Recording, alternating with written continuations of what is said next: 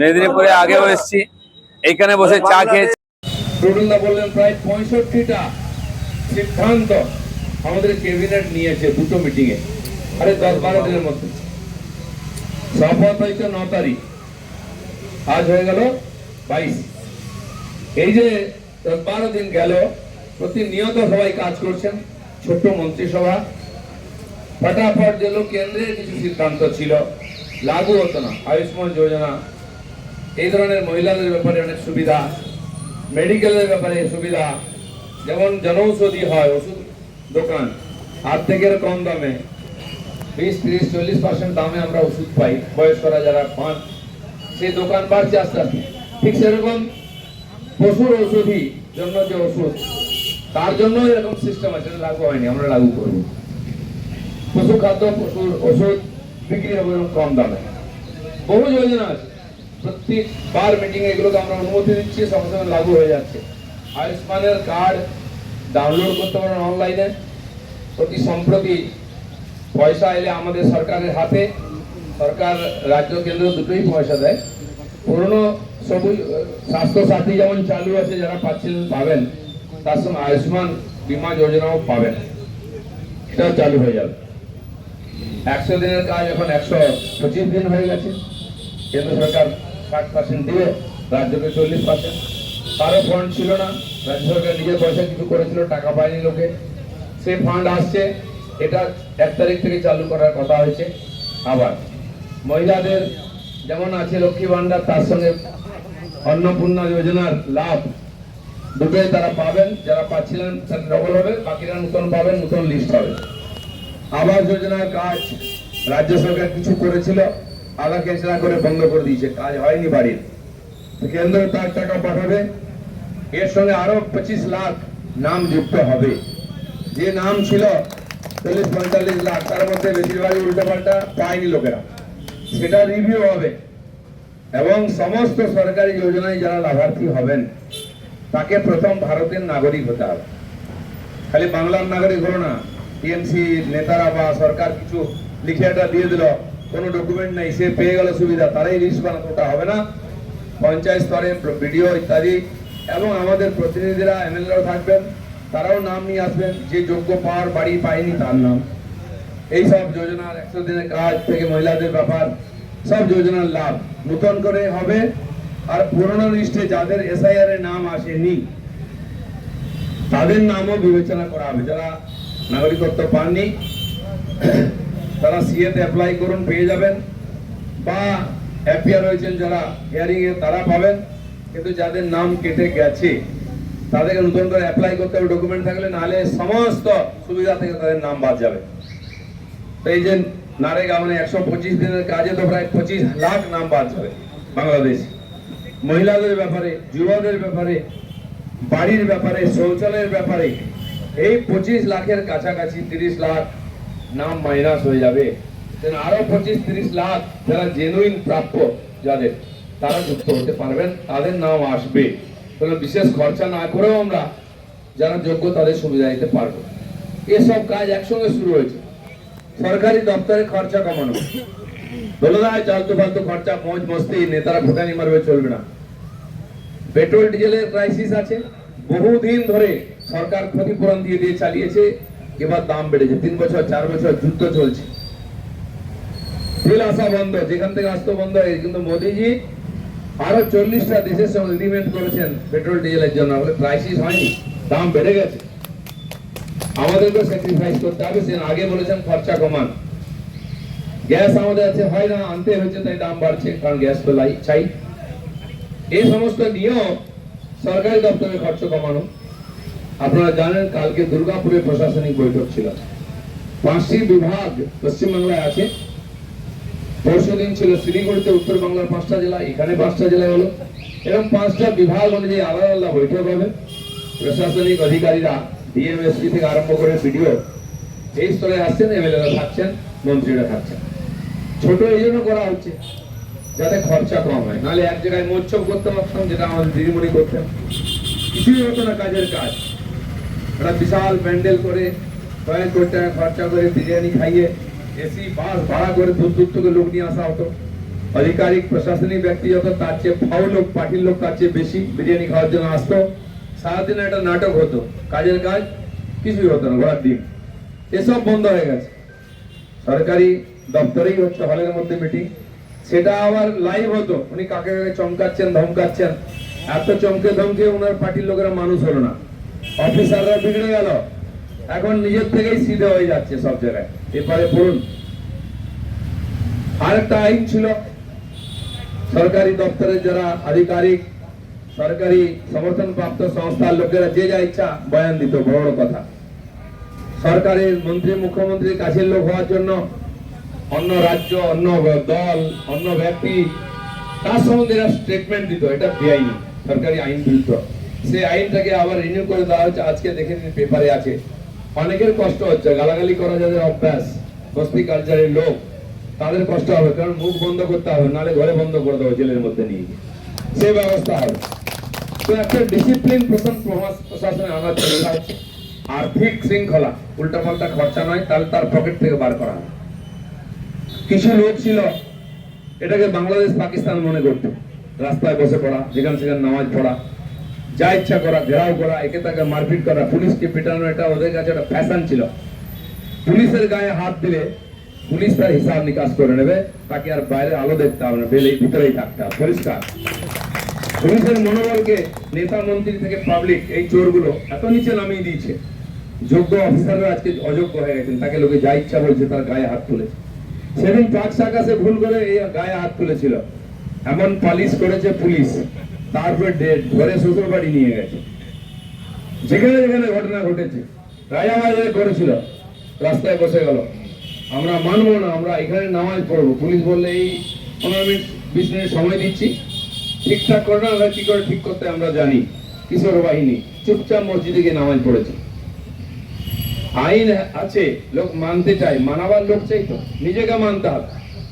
যে মুখ্যমন্ত্রী জীবনে আইন মানেননি, 75 না 78 বার বাংলা বন্ধ দেখেছেন, রাস্তায় রাস্তায় জাম করাটা অভ্যাস ছিল, এখন রাস্তার বাইরে করেছি ওনাকে আমরা, এক্সট্রা ক্লিয়ার। জনতাও লাইনে আসতে আরম্ভ করে, সবাই ডিসিপ্লিন থাকে, তাতে সবার সুবিধা। কিন্তু যারা বলবে সে পুলিশ প্রশাসন, তাকে আগে ডিসিপ্লিন মানতে হবে, এটা কড়াকড়ি, কাউকে ছাড়া হবে। অনেক পুলিশ অফিসার বেশি প্রভাবক্ত ছিলেন, আপনারা হাড়ে হাড়ে তেল পেয়েছেন। পারমিশন না দেওয়া, গালাগালি দেওয়া, ধমকি দেওয়া, ভোটের গণনার আগের দিন পর্যন্ত চলেছে। নামগুলো নোট করে রাখুন, যদি ব্যবহারে পরিবর্তন না আসে তাহলে করে খেতে হবে না, সে ব্যবস্থা আমরা করব। আর এটা প্রকাশ্য হবে, আমাদের মুখ্যমন্ত্রী সব প্রশাসনিক বৈঠকে বলে, যা অপরাধ করেছেন, অন্যায় করেছেন, ঠিক আছে, আমরাও মনে রেখেছি, কিন্তু এখন পরিবর্তন চাই। যদি মনে করেন এখন ওই সরকার, ওই পরিবেশ, ওই অভ্যাস, তাহলে তো কপালে কষ্ট আছে। আমাদের জন্য বেশি কষ্ট না করতে হয় সরকারকে, নিজে নিজে সুধরে যাওয়াই ভালো, এটা বলে যাও। পাবলিক হেলমেট না পরাটাই ফ্যাশন ছিল কলকাতায়, বিশেষ করে এই চুপি পরে নিলে, খালি গেলে রং দেখে, দাড়ি দেখে পুলিশ ছেড়ে তাকাতো না, উল্টো দিকে মুখ করতো। একটা ফরমান জারি হয়েছে, কলকাতার সমস্ত দোকানে হেলমেটের জন্য লাইন পড়ে গেছে, হেলমেট খেলা। অনেকের নতুন করে হেলমেটের দোকানও করেছে। তো কোথাও কোনো চুক হবে না, কারোর জন্য বিশেষ সুবিধা না হয়। যাদের বাংলাদেশের মতো পরিবেশ চাই, তারা বাংলাদেশে যান। ভারতবর্ষ, পশ্চিমবঙ্গ একটা রাজ্য, সেখানে ভারতের আইন, আর সেটা সবাইকে মানতে হবে। অর্ধেক হয়ে যাবে, আর মানুষ খুব খুশি, তারাও আনন্দের সঙ্গে মানছেন। দুজনকে আটকালো, 3 জনকে ছেড়ে দিল, আপনি তর্ক করবেন যে আমাকে কেন আটকাচ্ছে। 4 জন বেরিয়ে গেল, পুলিশ আটকালো, 2 জন দাঁড়িয়ে আছে, আপনার কাছে রেখেছেন, আমাকে ছাড়ুন। তো আপনি, আর এতে কারো লাভ হয়নি, যারা এটা করতো তাদেরও লাভ হয়নি। তাদেরকে বোঝা হয় যে তোমরা স্পেশাল কিছু, বিশেষ নাগরিক, কোনো বিশেষ নাই। মুখ্যমন্ত্রী ওই আইনের মধ্যেই আছেন, মন্ত্রীরাও আছেন, সবাই আছেন। সেজন্য এই যে অভ্যাসটা অনেকদিন পাল্টে গেছে, আর এটা আজ নয়, 50 বছর ধরে চলছে সিপিএম আমল থেকে। যারা এই প্রজন্মের 2 প্রজন্ম জন্মগ্রহণ করে, তো আইন জানেন না, আইন মানেন না, মানতে কষ্ট হবে। আমাদের ভাষা একটা কথা আছে, অনভ্যাসের টিকা চচ্চড় করে। হঠাৎ যদি চন্দনের টিকা লাগান আপনি, শুকিয়ে গেলে কপালটা টান টান ধরে, চচ্চড় করে কিনা, তো কদিন একটু চচ্চড় করবে, নাহলে কিন্তু অসুবিধা হবে। অভ্যাস করুন। তো সরকার সবাইকে আগ্রহ করছে, বলছে, আহ্বান করছে সহযোগিতা করার জন্য, নিয়ম মানার জন্য, যাতে আমাদেরকে কষ্ট করতে না হয়। পুলিশের অন্য কাজ আছে, আমার মনে হয় 500-700 বেশি টিএমসি নেতা আছে যার বাড়িতে পুলিশ ছিল। এক একজন যত বড় ক্রিমিনাল, গুন্ডা, চোর, কাটমানিখোর, তার কাছে তত বেশি পুলিশ। সব পুলিশ তুলে নেওয়া হয়েছে। পুলিশ চোরকে পাহারা দেওয়ার জন্য নেই, চোর পাহারা দেওয়ার জন্য আছে। সেই পুলিশ যে একটা চোরের পিছনে সারাদিন ঘুরছে, সুরক্ষা দিচ্ছে, সে পুলিশের মনোবল কোথায় থাকবে? তার মনে কি অবস্থা হবে? পুলিশের অ্যাক্টিভিটি দেখি না আমরা। আমি কালকে সকালে নিউ টাউনে মর্নিং ওয়াকে গেছিলাম। সেই ইকো পার্কের মধ্যে একটা গল্ফ কোর্স আছে। আমি এক সময় ওখানে যেতাম বলে গল্ফ কোর্সই বন্ধ করে দেওয়া হয়েছে। চলছে, আমি দেখতে গেলাম আর কি অবস্থা। কর্মচারী নেই, বল পোড়াবার লোক নেই, বল কেনার পয়সা নেই। অথচ এক একজন, এটা সরকারি একটাই কোর্ট, 50,000 টাকা, 48,000 টাকা ফিস বছরে। 100 জন কমপক্ষে মেম্বার আছে, তো 50 লাখ টাকা তো হয়ে গেল। কেন হচ্ছে না? সেখানে লুট হচ্ছে। ওইখানে গেটে ঢোকার যে টিকিট, আপনি 30 টাকা দিলেন, তো ঢোকার সময় টিকিটটা আপনার কাছ থেকে নিয়ে হয়, সেটা কাউন্টারে চলে যাচ্ছে, আবার বিক্রি হচ্ছে। সরকারের কাছে পয়সা দেয় না, 3 বার বিক্রি হলো, সরকার একবার পয়সা দেয়। বালি, পাথর, গরু ইত্যাদি ইত্যাদি যা সব জায়গায় এরকম হতো। কারণ বালির ট্রাক দেখছেন, পাথর কয়লার ট্রাক দেখছেন, সব বন্ধ। আমাদের সমস্ত রাস্তাঘাট গ্রামের দিকে, হাঁসাইর বালি, সুবর্ণরেখার বালিতে রাস্তা নষ্ট হয়ে গেছিল। গ্রাম সড়ক চলবে না, আর চলবে না, অবৈধ খাদান বন্ধ হয়ে গেছে। তো এই যে চুরি, তো সেখানে আমি গল্প করতে গেলাম, প্র্যাকটিস করার পর বসে চা খাচ্ছিলাম। তো একজন পুলিশ অফিসার ছিলেন, এসপি, আমাকে পরিচয় করানো হলো যে ইনি অফিসার, ওই পাক শাখাতে ইনি লাঠি ভেজেছিলেন। তা আমি জানতাম যে আমি লাঠি ভাঁজি, আপনিও ভাঁজছেন। পুলিশের অভ্যাস চলে গেছে লাঠি ভাঁজা, ভাঁজুন ভালো করে। বলে না স্যার, আমি দাঁড়িয়ে ঠিক করেছি, ওঠে এখান থেকে, নাহলে চাল খুলে দেবো। তো আজকে police officer body language change হয়ে গেছে, কথাবার্তা চেঞ্জ হয়ে গেছে। আর হওয়া উচিত, নাহলে কিসের পরিবর্তন? পরিবর্তন আপনি বাড়ি থেকে বুঝতে পারেন যে পরিবর্তন হয়েছে, রাস্তায় বেরোলে বুঝবেন পরিবর্তন হয়েছে। আর সেই জন্য প্রথম নিজের মধ্যে পরিবর্তন করতে হবে। আমরা করছি, আপনি করুন। নতুন বাংলা দেখতে গেলে পরিবর্তন করতেই হবে। যা যা পরিবর্তন করার, আপনার মনে যেটা মনে হয় যেটা হওয়া উচিত ওটা হবে। যেমন মোদিজি সরকারে বসার পরে আমাদের খুব উচ্চাসা ছিল, এটা হোক এটা হোক। প্রথম আমরা তো অনেক বেশি, বোধহয় কোন সরকার এত ফয়সলা এত কম দিনে নেয়নি যেটা বাংলার বিজেপি সরকার নিয়েছে, আরো নেবে। তো সেটা একটু অপেক্ষা করুন, আপনি যেটা চাইছেন ওটাও আমরা চাইছি, সেটা হবে। অ্যাডমিনিস্ট্রেশন ঠিক করতে হবে, টাকা পয়সা 9-6 তার হিসাব হবে। বিশেষ ইনকোয়ারি আমার পঞ্চায়েত ডিপার্টমেন্ট বলেছি, স্পেশাল অডিট করুন, কিছু ধরুন, 300-400 পঞ্চায়েতকে ধরবো 4 এর মধ্যে। তো যা ধরা পড়বে সোল ওয়াল সবকে ভেতরে ঢোকাবো। বসে বসে এখন লুট হচ্ছে, জেলা পরিষদ সমিতি থেকে আরম্ভ করে পঞ্চায়েত অবধি। কেউ যদি ভেবে থাকে খেয়েছি হজম করে দিচ্ছি, হবে না, পেটে থেকে বার করবো। আর বাকি খাওয়া দাওয়া চলে হবে। আপনারা জানেন সপ্তাহখানেকের মধ্যে বহু অ্যারেস্ট হয়েছে, আপনাদের আশেপাশের বহু লোক অ্যারেস্ট হয়েছে। তার জন্য আমার কাছে ফোন আসছে বালি মাফিয়া থেকে, অনেকে তার কাছ থেকে সুবিধা নিয়েছেন, খেয়েছেন, ফটো করে নিয়েছেন, কষ্ট হচ্ছে। মানে একটু কষ্ট হোক, কষ্ট করতে শিখুন, ভালো হবে, শরীর ভালো থাকবে। কারো জন্য রেয়াত করা হবে না, আইন আইন। আমার জেনে রাখুন, এই যারা উৎপাত করেছে এখানে আপনাদেরকে, এমন কোন মানুষ নাই যাকে কষ্ট দেয়নি। সব হিসাব হচ্ছে, শুরু হচ্ছে, একদম লাইন দিয়ে সব হাঁটবে। আইনকে যারা ব্যবহার করেছে, আইন মানেনি যারা, সে পুলিশ হোক, নেতা হোক, পদাধিকারী হোক, সবাইকে আমরা হিসাব করব। তো সরকার যে গতিতে কাজ করছে আপনারাও এখন, আর সব কাজ হবে। 50% যে ময়লা জমা আছে পরিষ্কার করতে সময় লাগবে। কর্মচারী অফিসারদের মধ্যে কাজ না করার মানসিকতা, অনেক কাজ। পশ্চিমবাংলা এমন রাজ্য যেখানে এসআইআর হয়েছে, সরকারি কর্মচারীরা বিএলও হয়েছেন, তারা ইউনিয়ন তৈরি করে রাতারাতি তারা ইলেকশন কমিশনকে ঘেরাও করেছেন, বেশি কাজ করতে হচ্ছে। কারণ ভারতবর্ষের 20টা রাজ্য হচ্ছে, এখানে কাজ করতে হয় না। কে করিয়েছে? এই সরকারের লোকেরা। এই 1.5 কোটি লোককে রাস্তায় দাঁড় করানো হচ্ছে লাইনে, এরাই করিয়েছে। যে নাম বাদ গেছে, আমি খবর নিয়েছি ভিতর থেকে, টুটুলদা আমাদের পার্টির কার্যকর্তা, জানে বিজেপির লোক, তার পরিবারের 5টা ভোট আছে। এসআইআর এর ফর্ম জমা করে নিয়ে ডকুমেন্ট জমা দেয়নি, খারাপ ফর্ম দিয়েছে, তার নাম আসেনি। 3 বার গেছে একই ঘটনা, বিএলও করেছে, বলেছে। তার জন্য আমাদের খামিয়ায় ভুগতে যাওয়া হয়নি, তারা অনলাইনে করোনা আবার লিস্ট আসবে, তখন দিন ডকুমেন্ট হয়ে যাবে। তো সেই কর্মচারীরা, তাদেরকে কাজ করতে বললে কষ্ট হবে, ফাঁকি মেরে, ফুটানি মেরে। পুলিশের সবচেয়ে দুর্দশা। পুলিশ ওয়েলফেয়ার বলে একটা ডিপার্টমেন্ট ছিল, পুলিশের পোস্টিং ট্রান্সফার কোথায় ওরা ঠিক করতো, যারা পদাধিকারী করতো না। ইন্সপেক্টর, সাব ইন্সপেক্টর দাপিয়ে বেড়াতো, কি মনে হচ্ছে সেই মালিক, কোনদিন ডিউটি করতো না। 4 দিনের মধ্যে সরকার হওয়ার, আমার সঙ্গে একজন অফিসার দেখা করতে এসেছিলেন, তাদেরকে কম্পালসারি গ্যারেজ করা, যত নিষ্ঠাবান অফিসার। এই যে মহিলা কি ছিলেন, যিনি কমিশনের চেয়ারম্যান হয়েছেন, দময়ন্তী সেন, পাক সার্কাস কেসের সততা তুলেছিলেন, টিএমসি লোকেরা ফেসে গেছিল রেপ কেসে, তাকে আমরা মহিলা শিশু অত্যাচার যত হয়েছে 15 বছরে, তার কমিশনের চেয়ারম্যান করা হয়েছে মহিলা। রাজারমন বলে একজন আছেন, তিনি হচ্ছে চেয়ারম্যান হয়েছেন, যিনি পুলিশ কর্মচারী সবাইকে ভিতরে ঢুকিয়েছিলেন, নেতা, তাকে ঢুকিয়ে দেওয়া হয়েছিল, গ্যারেজ করা হয়েছে। সব অফিসারদের নিয়ে আসা হয়েছে, কিছুই ছাড়া হবে না। তো এই যে পরিবর্তন যেটা হয়েছে আপনাদের পরিশ্রমে, আপনারা লাইনে দাঁড়িয়ে ভোট দিয়েছেন, সেই পরিবর্তন আপনাদের যে ইচ্ছা সেটাকে পূর্ণ করার দায়িত্ব আমাদের। মন্ত্রিমণ্ডল বিস্তার হয়নি, মাত্র 6 জন মন্ত্রী, মুখ্যমন্ত্রীকে নিয়ে তারাই কাজ করছেন। যেগুলো অতি আবশ্যক সেই কাজের যে পরিবর্তন, ফরম্যান জারি করা, নোটিফিকেশন শুরু হয়ে যাচ্ছে, মন্ত্রিসভার বিস্তার হবে, আরো মন্ত্রী আসবেন, তারা কাজ নিচে অবধি দেখবেন।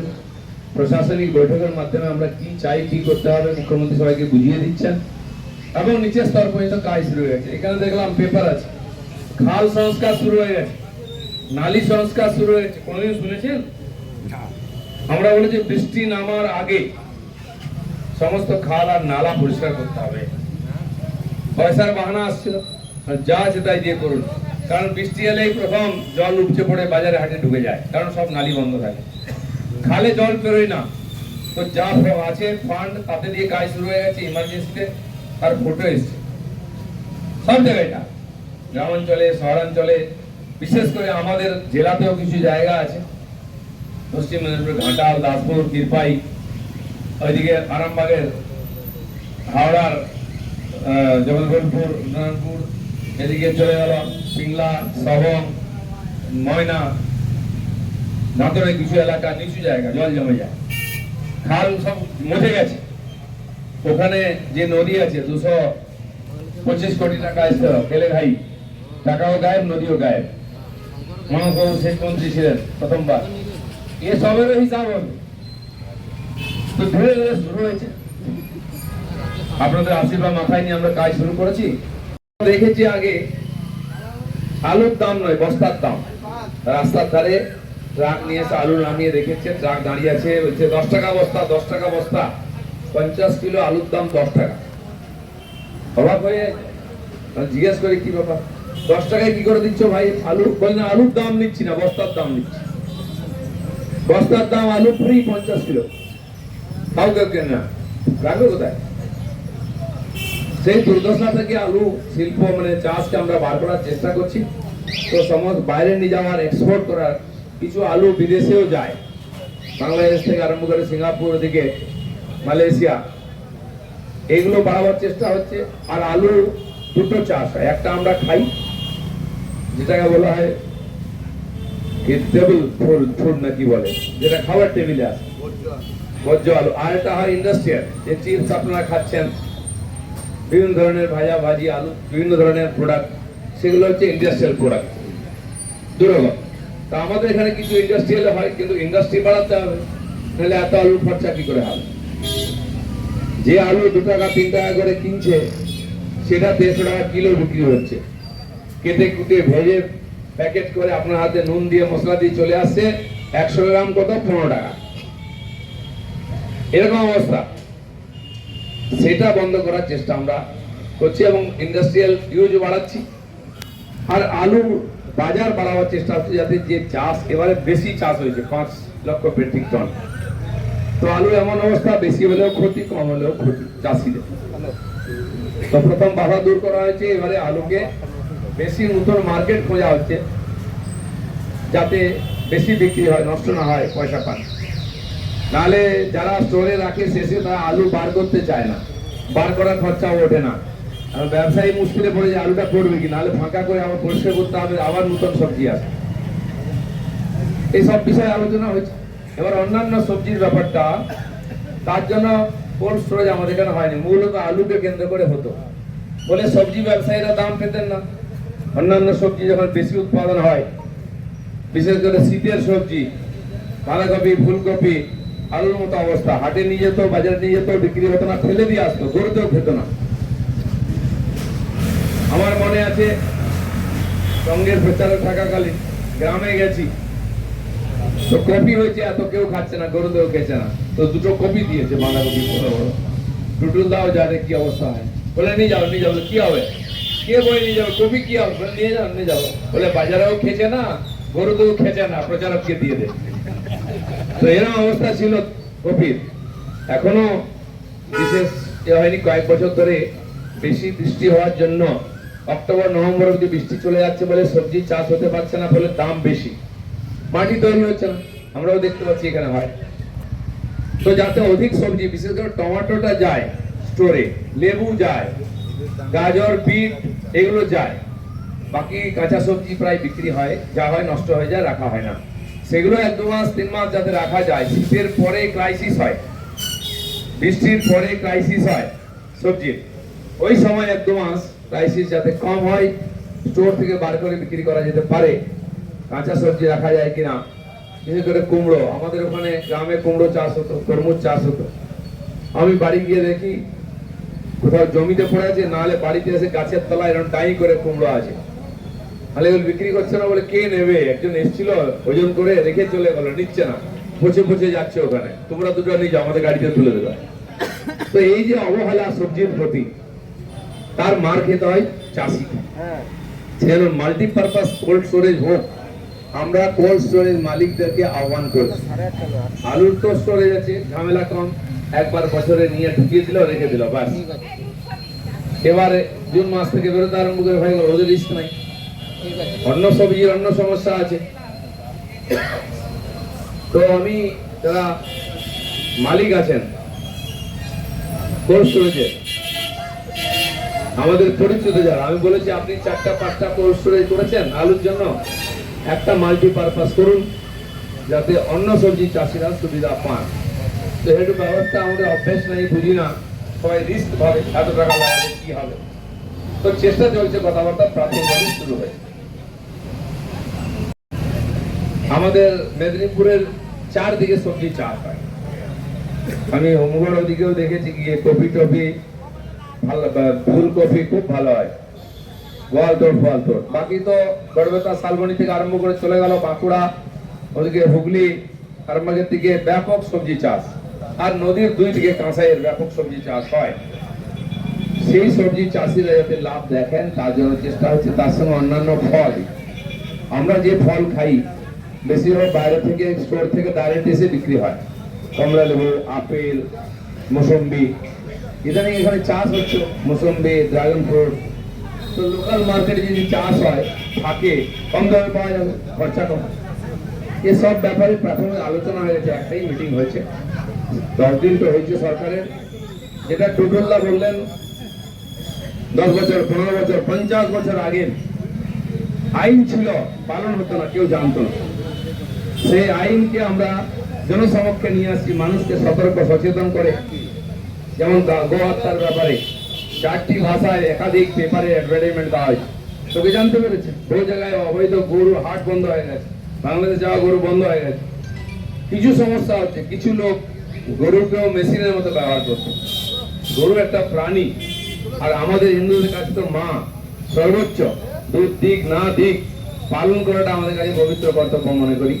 সে ভাব চলে গেছে। এখানে যত খাটাল আছে, বেশিরভাগ যারা দুধ বিক্রি করে, একটা দুধের গরু নিয়ে আসে 30, 40, 50 হাজার টাকা দিয়ে, 6 মাস 8 মাস দুধ দেবে, তার বাছুরটাকেও মেরে ফেলে, কারণ সে 2-3 লিটার দুধ খেয়ে যাবে। আর তাকে ইঞ্জেকশন দিয়ে দুধ বার করে, হরমোন ইঞ্জেকশন। একবারই সে গরু যদি ব্যবহার হয় 6 মাস 8 মাস ইঞ্জেকশনে, সে একটা মেশিন হয়ে যায়, এবং সেই হরমোন তার দুধেও যায়। যেমন পোলট্রি, মুরগি, ডিম এসব ব্যবহার হচ্ছে বলে তার পার্শ্ব প্রতিক্রিয়া, আমরা মোটা হয়ে যাচ্ছি, চোখের নাকের কানের দোষ হচ্ছে, লিভার খারাপ হচ্ছে, এগুলো হচ্ছে অত্যধিক হরমোন ব্যবহার হচ্ছে, অত্যধিক ফলনের জন্য। সবজি দেখেছেন এই লাউ আজকে দেখলেন বিকালবেলা একটা ইঞ্জেকশন দিল তার ডাঁটায়, পরের দিন 2 কিলো হয়ে গেছে। সব কিছু আম জাম পটল পর্যন্ত রং করা হচ্ছে, ভিতরে ইঞ্জেকশন দিয়ে জল ভরে দেওয়া হচ্ছে ভারী করার জন্য। এক তো লাভের জন্য, দ্বিতীয় হচ্ছে স্বাস্থ্যহানি হচ্ছে। অতি সম্প্রতি বাজারে গিয়ে সমীক্ষা করার জন্য সরকার সিদ্ধান্ত নিয়েছে সব ডিপার্টমেন্ট বাজারে যাবে, পরিদর্শন হবে জিনিসপত্রের দাম ঠিক আছে কিনা, কোয়ালিটি ঠিক আছে কিনা, ভেজাল আছে, এটাও শুরু হবে। তো সেই জন্য গরুকে যেভাবে ব্যবহার করা হয়, সেদিন অনেকজন বলছিলেন তাহলে কি হবে আমাদের গরিব লোক, মানে কি হবে, মানে গরু করে বিক্রি হচ্ছে না কেন, খালি কাটার জন্য গরু বিক্রি হবে? আরেকবার দুধ দেওয়ার জন্য রাখুন বাড়িতে, না খরচা পোষাবে না। এতদিন তো আমরা খরচা পোষাতাম, বাকি পশুর থেকে গরু তো কিছু আলাদা আছে। বাকি নদীর থেকে যেমন গঙ্গা আলাদা, পবিত্র গঙ্গা, খালি নদী নয় মা, সেরকম গরু আমাদের কাছে মা। ভারতবর্ষে যে থাকবে গরুকে এভাবে দেখতে হবে, গরুকে মেশিন হিসেবে ব্যবহার করতে আমরা দেবো না, অমানবিক ব্যবহার করতে হবে। একবার গরু বাচ্চা দিল, দুধ নিল, আরো 2-3বার বাচ্চা দিতে পারে, কিন্তু গরুটা বাঁচে না, দাঁড়াতে পারে না, এত অবস্থা খারাপ হয়ে যায়। আপনারা দেখবেন টেনে টেনে নিয়ে যায় দোকান দিয়ে, রাস্তা দিয়ে, গাড়িতে তুলছে, কসাইয়ের কাছে পাঠাচ্ছে, যা 10-20 হাজার টাকা পায় নিয়ে নেয়। আমরা বলে যে আপনি রাখতে পারছেন না, দিয়ে দিন ফ্রিতে, গোশালাওয়ালা নিয়ে যাবে, পিজরা করে নিয়ে যাবে, তারা সেবা করবে, দুধ চাই না। তো অমানবিক ভাবে পশুর সঙ্গে ব্যবহার করা, গরুর সঙ্গে, এটা চলবে না। ব্যবসা করলে করুন, অন্য ব্যবসা করুন, আপনি কে না বলেছে, কিন্তু গরুর সঙ্গে কেবল ব্যবসায়িক দৃষ্টি চলবে না। সেই জন্য যেটা আইন আছে ওটাই আমরা চালু করেছি, নতুন কিছু করিনি, দরকার হলে করবো। তো খুব ভালো। তার মধ্যে আমাদের এমএলএ গড়বে তার প্রদীপ লোধা আছেন, তিনিও ছিলেন, আরো 2-1জন এমএলএ ছিলেন। বর্ধমান, বাঁকুড়া, মেদিনীপুর, হুগলি এবং উত্তরবাংলায় আলু চাষ হয়, সেই আলুটা আমাদের এখানে আসে না, নর্থ ইস্টে যায়, ছোট ছোট কালো কালো, সেখান থেকে ব্যবসায়ীরা এসেছেন, স্টোর মালিক এবং চাষি। বাংলার বাইরে আলু পাঠানো বন্ধ করেছিলেন, ফলে চাষিরা ক্ষতিগ্রস্ত হয়েছেন, মিল মালিকরা স্টোরে ক্ষতিগ্রস্ত হয়েছেন। যা আলু চাষ হয় বাংলায়, সবটা আমরা এখানে খরচ করতে পারি না। এবারে যে আমাদের 540 মতো হিমঘর আছে, তাতে আলু রাখা হয়েছে 75,000 মেট্রিক টন, আর রাখা হয়েছে আলু 75 লক্ষ মেট্রিক টন। আমাদের পশ্চিমবাংলার যে রিকোয়ারমেন্ট সেটাই 71 লক্ষ মতো হয়। তো স্টোরেই যে আলু চলে গেছে, আরো প্রায় 5 লক্ষ মেট্রিক টন বেশি জমা আছে, বাংলায় খরচা হবে না, বাইরে পাঠাতে হবে। আর এছাড়াও আরো 10 মেট্রিক টন আলু যেটা স্টোরে আসেনি কিন্তু উৎপাদন হয়েছে, এখনো বাড়িতে, রাস্তায়, মাঠে পড়ে আছে বা বাজারে আছে। কোল্ড স্টোরেজের আলু এই জুন মাস থেকে বার হবে, এখনো বাইরের আলুটাই বিক্রি হচ্ছে, যেটা প্রায় যে 10 মেট্রিক টন আলু বললাম আমি, তো 10 লক্ষ মেট্রিক টন, সেটাই আমরা খাচ্ছি এখন। যারা আলু নিয়ে ভয় পান খেতে, সুগার হয় বলে, আলুতে সুগার আছে, সব জিনিসেই আছে। আপনি কোল্ড স্টোর থেকে বেরিয়ে বার করা আলু যদি খান, তাতে সুগার বেশি থাকে, কারণ রসটা কমে যায়। কিন্তু এখন যেটা বাজারে আছে, জমি থেকে নিয়ে আসা আলু, তাতে সুগার কম থাকে, ভয় পাবেন না, খান। আপনারা না খেলে আলু বিক্রি হবে কি করে? আপনারা আমিও ভয় পেতাম, ব্যাপারটা বুঝলাম। একটা বিশেষ টেম্পারেচারে যদি রাখা যায় কোল্ড স্টোরেজের আলু, তাহলে সুগার কন্টেন্ট বাড়ে না, মানে জল কমে না, তাতে বেশি প্রায় মাইনাসের কাছাকাছি টেম্পারেচার আনতে হয়। খরচা বেশি হয় বলে ব্যবসায়ীরা করেন না, আমরা চেষ্টা করছি এটা বাড়াবার। তো কোল্ড স্টোরেজের মালিক, চাষি, ব্যবসায়ী সবার লাভ হোক, সেজন্য প্রথম তো আমরা আগের সরকারি যে বিধিনিষেধ ছিল সেটাকে তুলে দিয়েছি, তাতে ব্যবসায়ীরা খুশি। দেখা হয়েছে আমার সঙ্গে, পরশুদিন নর্থ বেঙ্গলে ছিলাম, সেখানে প্রশাসনিক মিটিংয়ে ওখানকার ব্যবসায়ীরা এসেছিলেন, স্টোর মালিকরা, কথা হয়েছে। তারা এই কয়েক বছর আলু সাপ্লাই বন্ধ থাকার জন্য তাদের মার্কেট নষ্ট হয়ে গেছে। আসাম, ত্রিপুরা, অরুণাচল ওদিকে যেত, নর্থের আমাদের জলপাইগুড়ি, কুচবিহার, এইদিকে আলিপুরদুয়ারের আলুগুলো, তো বলছে আমাদের সেই মার্কেট চলে গেছে, আমরা আলু কোথায় পাঠাবো? বিহারেও যেত। কোনো আইন ছিল না, কিন্তু মমতা ব্যানার্জি যেরকম ইচ্ছা ছিল না, হঠাৎ মনে হলো করবে, ওলাই বন্ধ করে দেয়। পুলিশ গিয়ে জোর করে গাড়ি আটকাতো, এত হাজার টাকা দাও, তত হাজার টাকা দাও, নাহলে ছাড়বো না। তো ব্যবসায়ীরা তার ক্ষতি করার জন্য ব্যবসা করবে না, ওরা বন্ধ করে দিই। ফলে বিহার, ঝাড়খণ্ড, উড়িষ্যা, আসাম, ত্রিপুরা এই এলাকায় যে আলু যেত, তারা অন্য জায়গা থেকে আলু আনে। নর্থ বেঙ্গলে যে আলু চাষ হয়, আঙুলের মতো লম্বা লালচে লালচে আলু, ওটা মূলত ভুটানে চাষ হয়। যেহেতু পাহাড়ি এলাকা আমরাও করি, ওই মার্কেটে ভুটান ঢুকে গেছে নর্থ ইস্টে। এদিকে বিহার, উড়িষ্যা, ঝাড়খণ্ডে ডাইরেক্ট উত্তরপ্রদেশ থেকে, পাঞ্জাব থেকে আলু আসে। ওরা আবার ওখান থেকে এক্সপার্ট নিয়ে এসে নিজেরা আলু চাষ শিখিয়ে চাষিদেরকে আলু উৎপাদনও করছে। বলে এই যে 10-12 লক্ষ মেট্রিক টন আলু বেঁচে যায়, সেটা আমাদের নষ্ট হচ্ছে, ফেলে দিতে হয়। আবার লোক নাই রাস্তায়, কিছু লোক বসে থাকে, সুফল বাংলা বলে সবজি বিক্রি হয় একটু বাজারে কম দামে, তারা চাষিদের কাছ থেকে সবজি নিয়ে আসেন, চাষিরাও যাতে দামটা ঠিকঠাক পায়। আর যেহেতু ডাইরেক্ট নিয়ে আসেন, সেই জন্য গ্রাহকরা যাতে একটু দাম কম সুবিধা পান, সেটাও করেন ওনারা। তো এটা প্রত্যেক বাজারে সব জায়গায় হওয়ার দরকার আছে, কিন্তু যেহেতু অস্থায়ী বসার জায়গা নেই, তাই সব জায়গায় করা যাচ্ছে না। এটা নিয়ে আলোচনা হয়েছে আমাদের বিভাগে, বাড়াবার জন্য, অন্য সংস্থাকে কন্ট্রাক্ট দেওয়ার জন্য, তারা কি দামে বেচছে, কি দামে কিনছে, কিরকম লাভ ক্ষতি হচ্ছে, সরকারও একটা তার কাছ থেকে রেভিনিউ নেয়, সে চেষ্টা চলছে তাড়াতাড়ি করার। নামে মাত্র হতো, ঠিকঠাক হতো না। বহু জায়গায় বাজারে অন্য ব্যবসায়ীরা বিরোধিতা করেন, যাতে ওরা বেশি দাম নেন, কম দামে বিক্রি হবে না বলে, সেই জন্য অনেক জায়গায় দোকান লাগাতে অসুবিধা হয়। আমাদের এখানে যারা কোল্ড স্টোরেজ মালিক, আমার একটু পদোন্নতি হয়েছে, আমি মন্ত্রী হয়েছি, যেহেতু কাজের দায়িত্ব এসছে বড়, প্রশাসনে গেছি। তো এই আজকে কথাবার্তা হলো, প্রশাসন কি করছে আমাদের সরকার, সেই ব্যাপারে লোককে একটু জানালাম। বাকি সব একই রকম আছে, যা যা কাজ মানে এখনো পেন্ডিং রয়েছে সেগুলো কিন্তু চিন্তা ভাবনা সব কাজের নির্দেশ দেওয়া হয়েছে, কাজ শুরু হয়ে গেছে, যথাসময়ে শেষও হবে। এবং আর্থিক ব্যাপার আছে, টাকা পয়সা নাই, আপনারা জানেন, বড় বড় গর্ত করে গেছে আগে সরকার, সেগুলো বোঝাতে হবে। কেন্দ্র সরকারের সঙ্গে কথা হয়েছে, গতকালও আমাদের মুখ্যমন্ত্রী গেছেন কথা বলতে, পলিসি, আর্থিক ব্যাপার। সামনে বাজেট আছে, 18 তারিখ থেকে সেশন আছে, 22 তারিখ বাজেট পেশ হবে। সমস্ত ডিপার্টমেন্টে নতুন করে বাজেট তৈরি হচ্ছে। আমি সোমবার আমার 3টে বাজেট ডিপার্টমেন্টেই বসবো বাজেট নিয়ে, সব এমএলএরা, এমপিরা কাজ করছে, মন্ত্রীরা।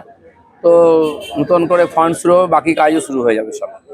বিভিন্ন জায়গায় ইডি রেড তৃণমূল নেতাদের বাড়িতে বাড়িতে যত কমপ্লেন ছিল, যত রকম ভাবে, হিংসা হোক, আর্থিক দুর্নীতি হোক, সব তদন্ত হবে, শুরু হয়ে গেছে। সে পুলিশ করবে, ইডি বা বাকি যে সংস্থা আছে, সবাই করবে। Cockroach gang cockroach gang, cockroach Janata পার্টিতে নতুন একটা রোল উঠেছে। ঠিক আছে, অনেকে অনেক কিছুই বলবে, কিন্তু আইনের সামনে সবাইকে আসতে হবে। মন্ত্রী বা সম্প্রসারণ হয়ে যাবে, সময় হয়ে যাবে। চলুন হিন্দি।